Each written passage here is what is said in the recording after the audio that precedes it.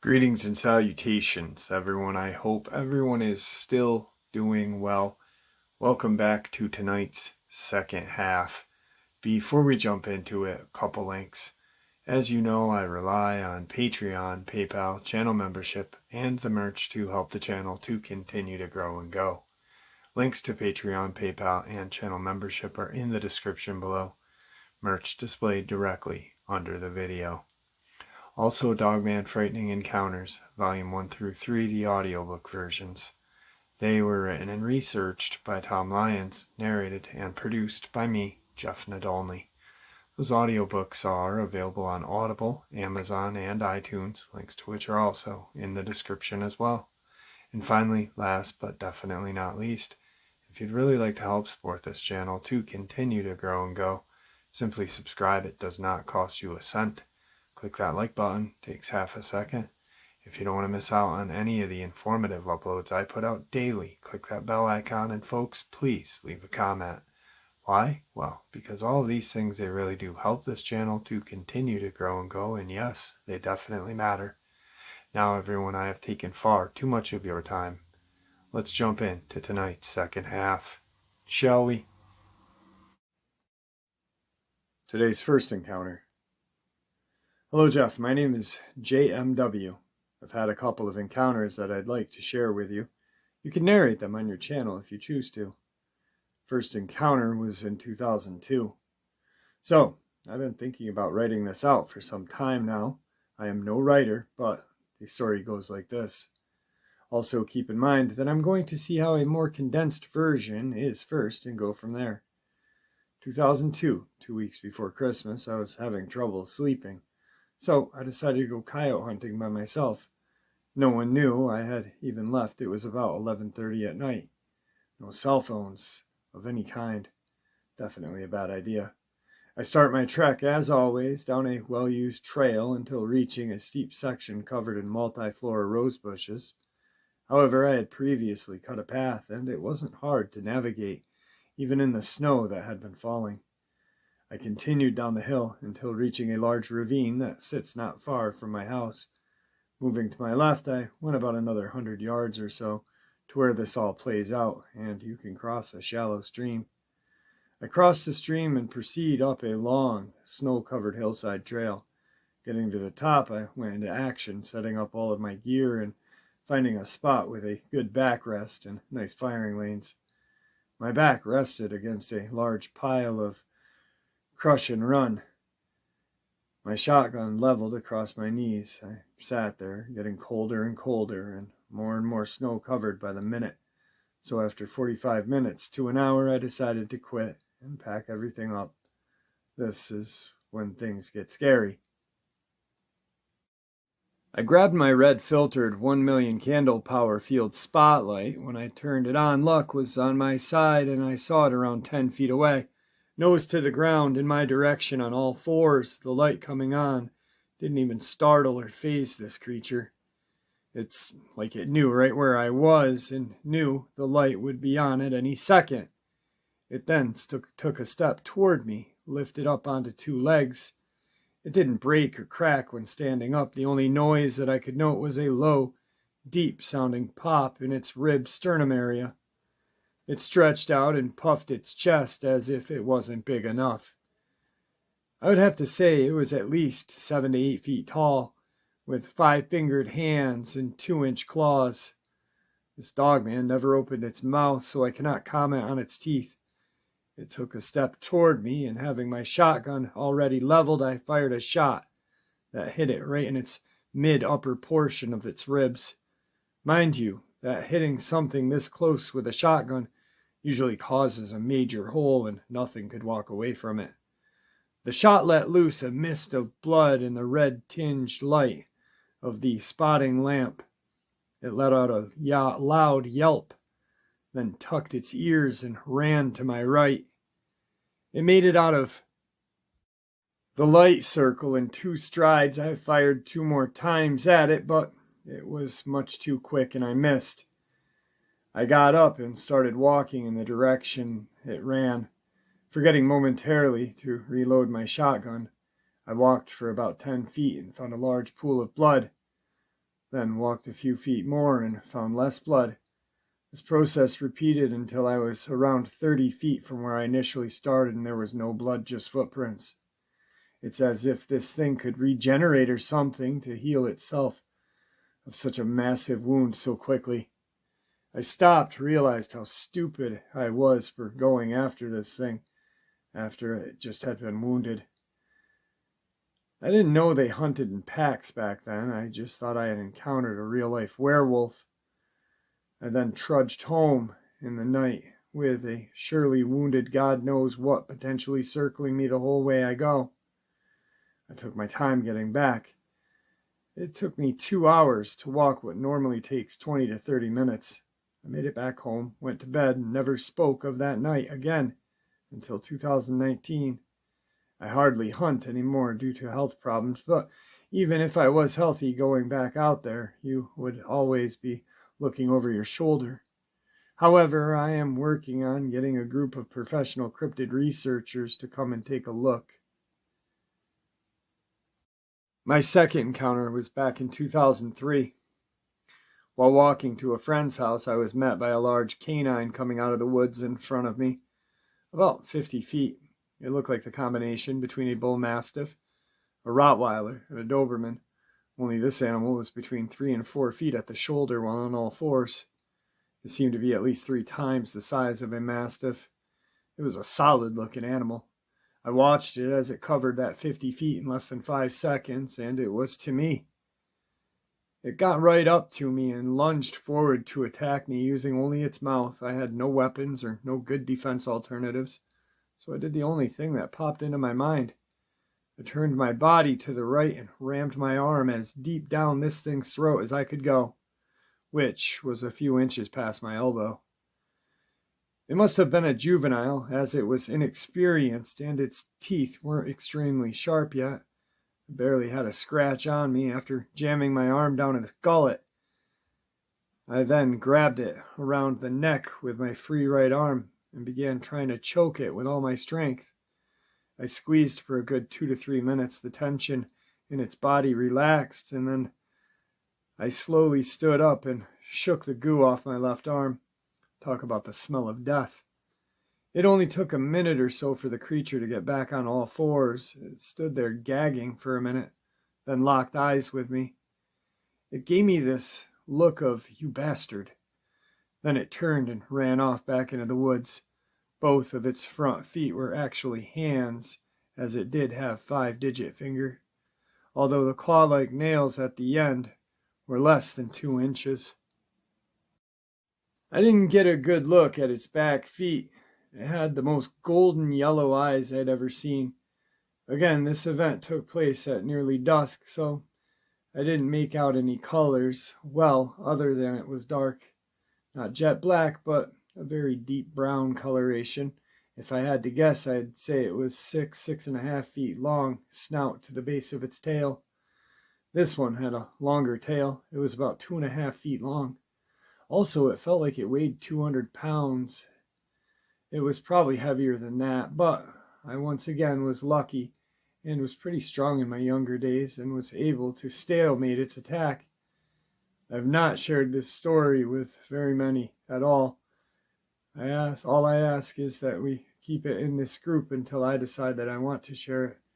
People have a tendency to think you're crazy when you tell them you defeated a werewolf in hand-to-hand combat.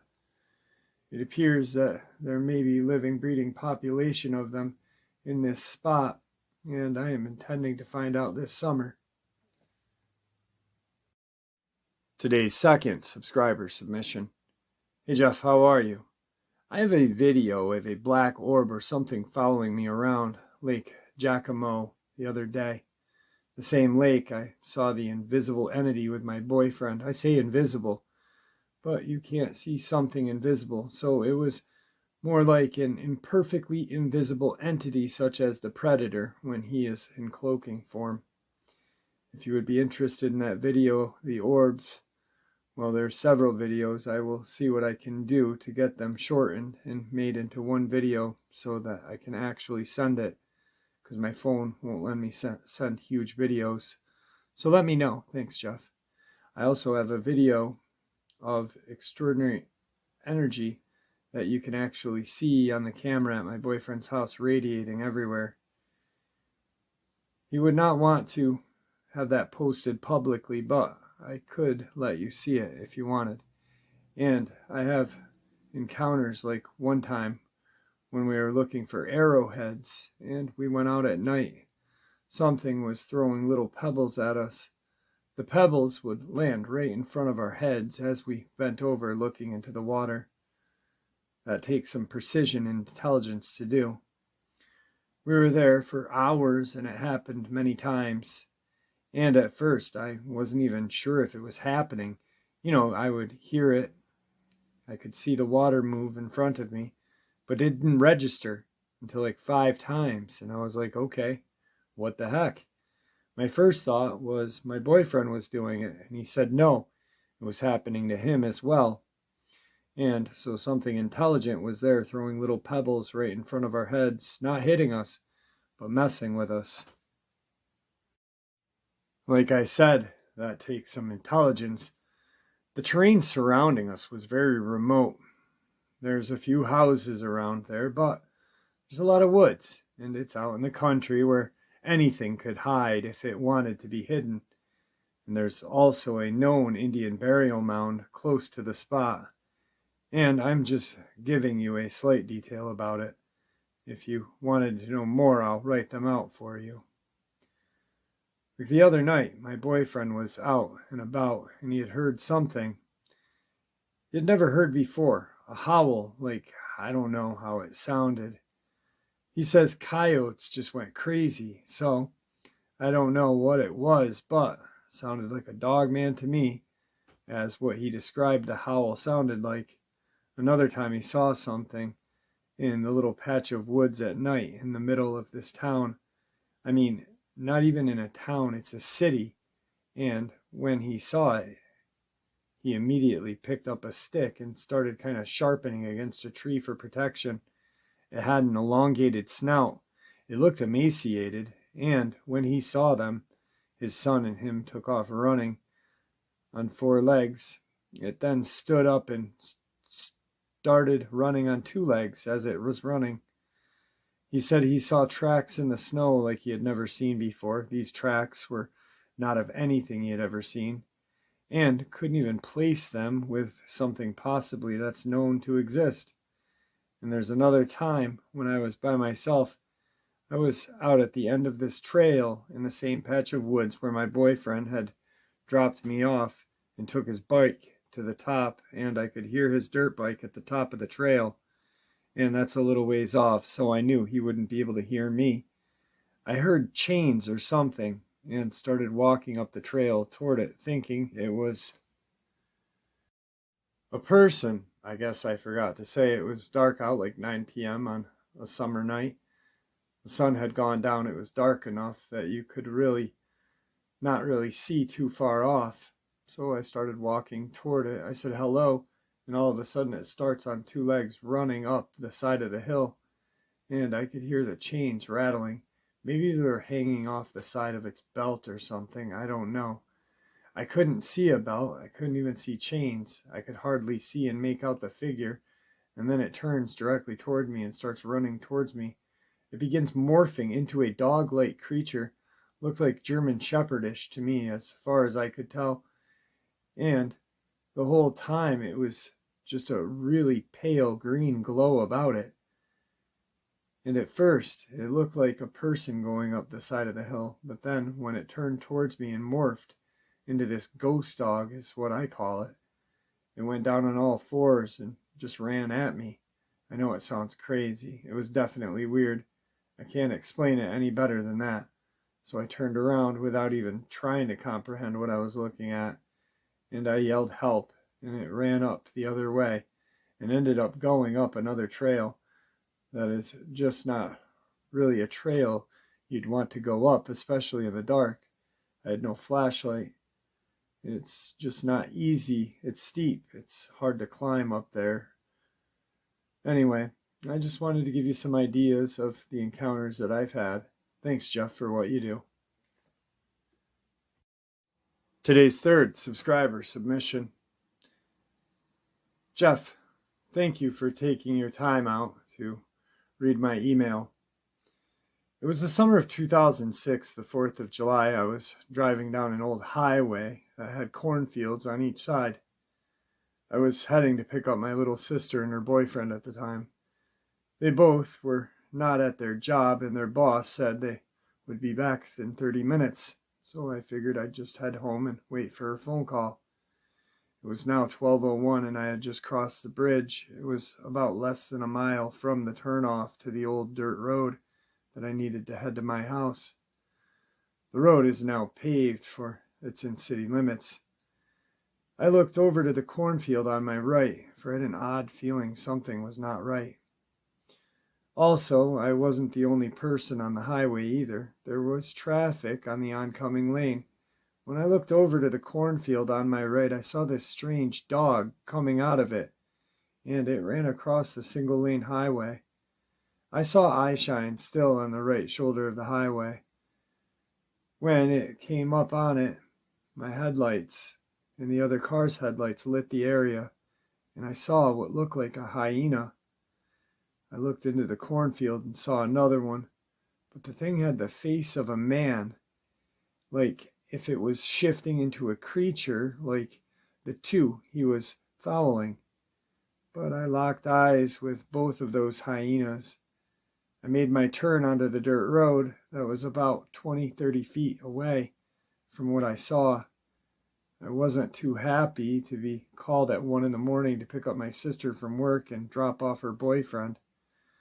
The week was odd, for I had worked at Walmart and I had 3 people come to my checkout that were from South Africa. 1 woman and 2 men, 1 black, 1 white. After they checked out, one by one, they went over to the McDonald's that was in the store at the time. They would just watch me, and I got that same feeling once more I had the night that I saw those 3 hyenas. I got off work that night, and I drove on the main highway that led to my house, and as I passed an old gas station with the windows open in my car, I heard 3 people from behind the gas stations in the fields behind it calling my name. This went on for about a month or so. I was very uneasy going out at night. There had been several nights after what had happened that I would hear knocking on my bedroom window and laughing, and someone at my tiny bedroom window whispering my name.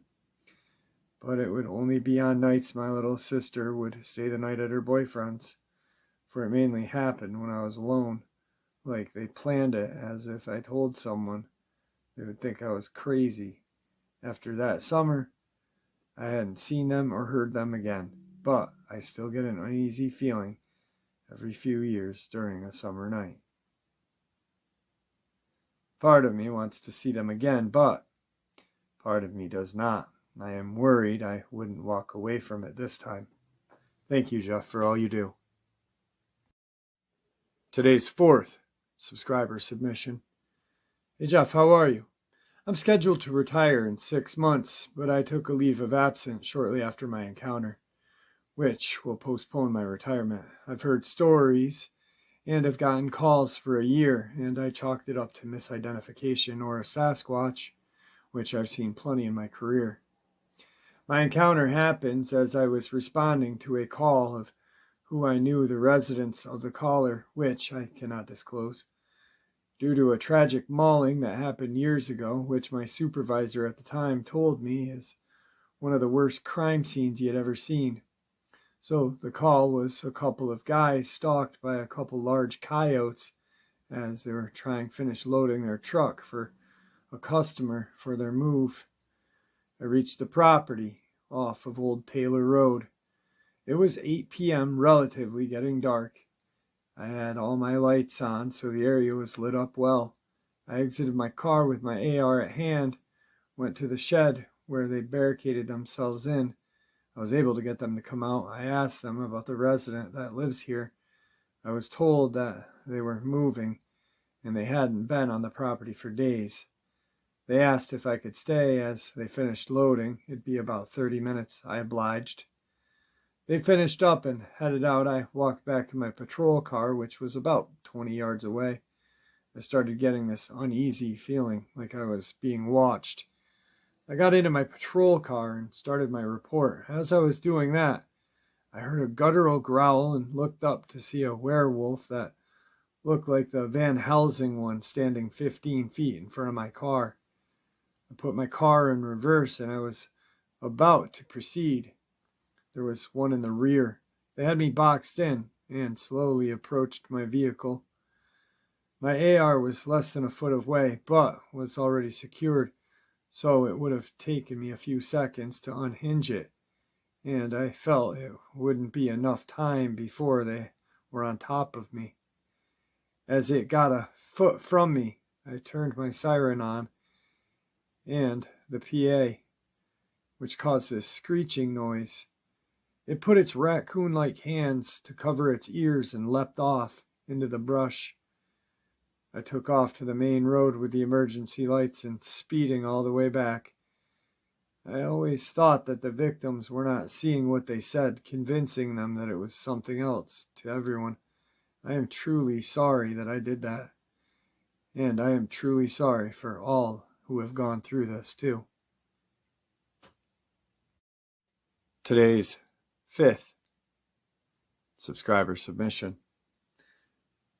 Jeff, how are you? I've got a couple of things I'd like to share with you. I had just come home going to my RV out on the ranch after midnight as I babysat my grandkids 3 nights a week for my waitress daughter who got home late those nights. Ranches have gates. Got out, swung the huge gate open, hooked it to stay, got back in, drove through, got out, went and closed it. 13-foot gate.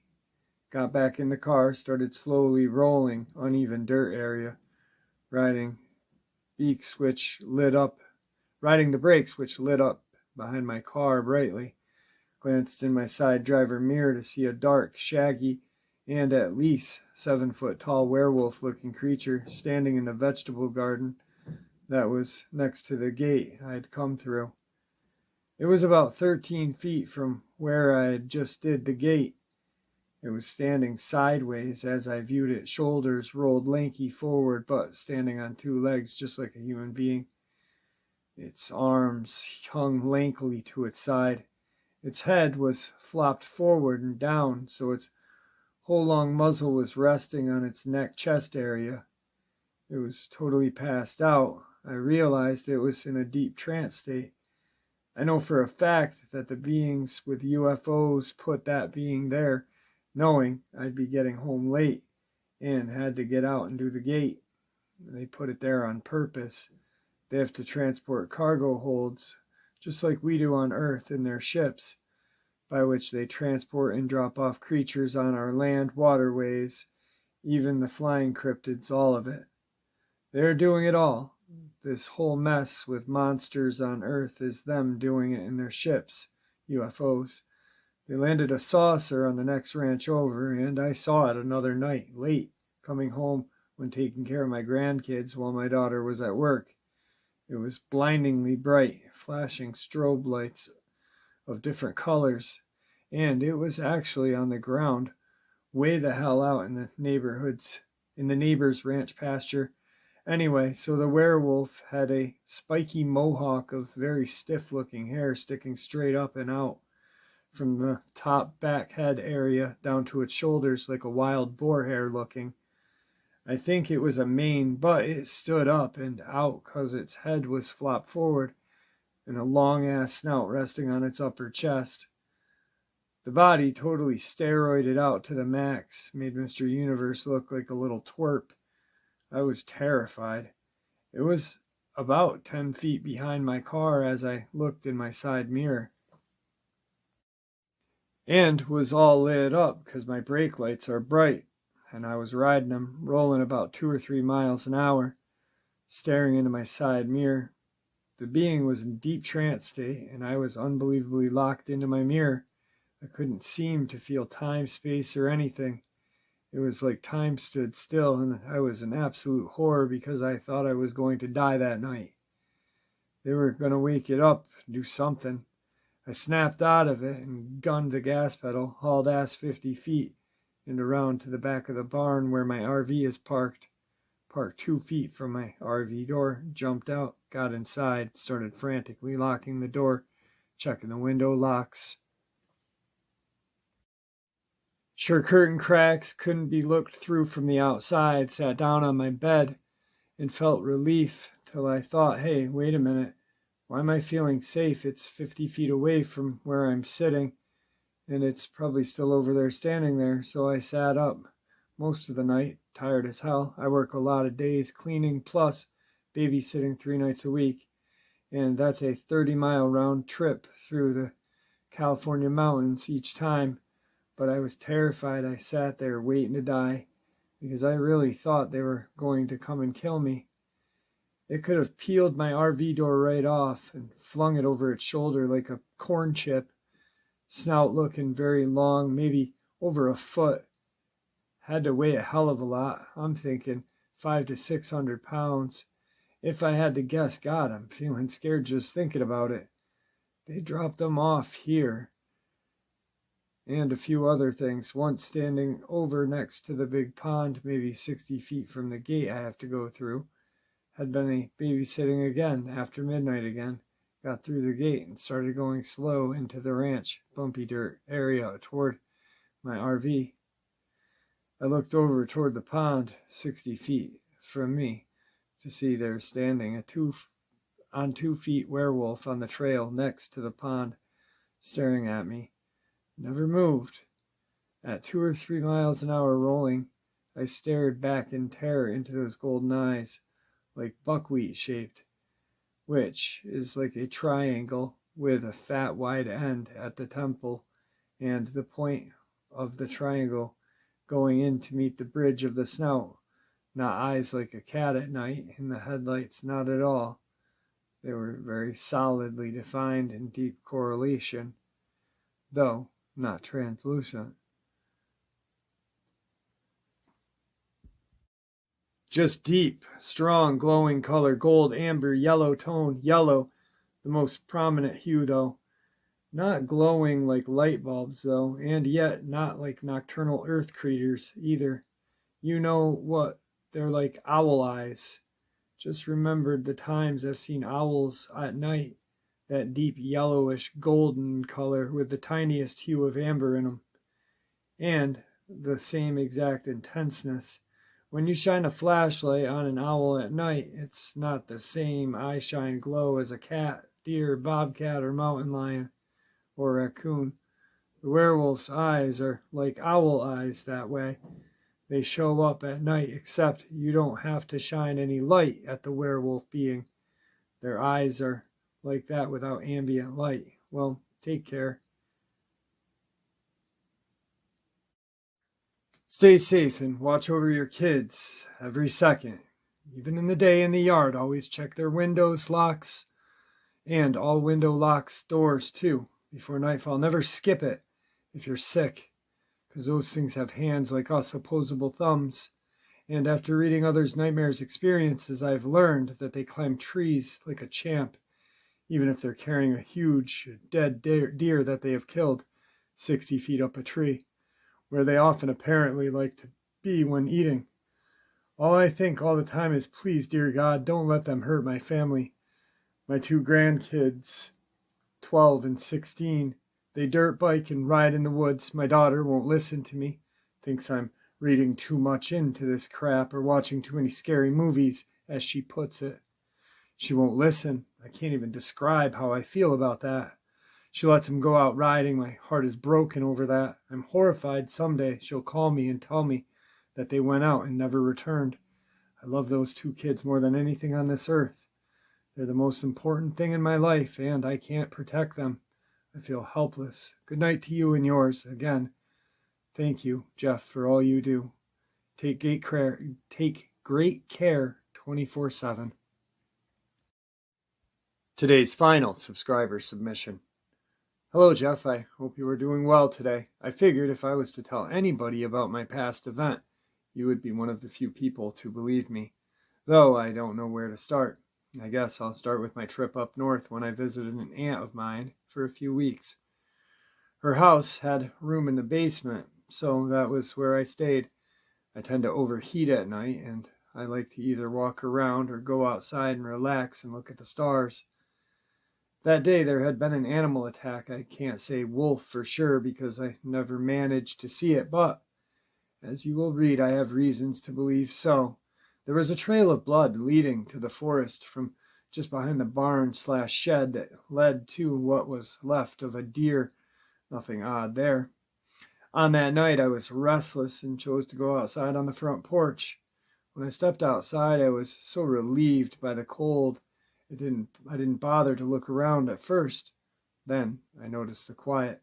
Normally you can hear all matter of life up north, even at night, but not then, and it unsettled me, so I looked around before moving any further from the door. At the bottom of the steps was a large wolf. It didn't move once. I spotted it, and neither did I. It seemed like time stopped, and somehow we both tilted our heads as if an unspoken question, "What are you doing here?" was in my mind. I didn't talk because if I spoke, I felt that breaking the silence would be wrong. Eventually, I almost relaxed and looked away, knowing that it was still there, but that I would not be hurt. After another moment outside, I backed away. Never quit giving my back to it, but I stared as I closed the screen door, and then when I closed the wooden one, it left. I don't think it was normal animal because you could see it was smart, and it didn't have any fear or anger. The eyes were beautiful color. They seemed almost like a dark gold, but it was many, many years ago now. I can't say the height because of the stairs altered my perception, but at a guess on all paws, it was at least 4.5 to 5 feet tall, given the railing height just a few feet away. Another odd thing happened to me at that house and seemed to follow me even now, but it seemed to fit into your channel the most. Use it or not, it's just my thank you for all the wonderful stuff you do for me. Have a great day, Jeff. All right, folks, I hope you enjoyed today's uploads as much as I enjoyed sharing all of them with you.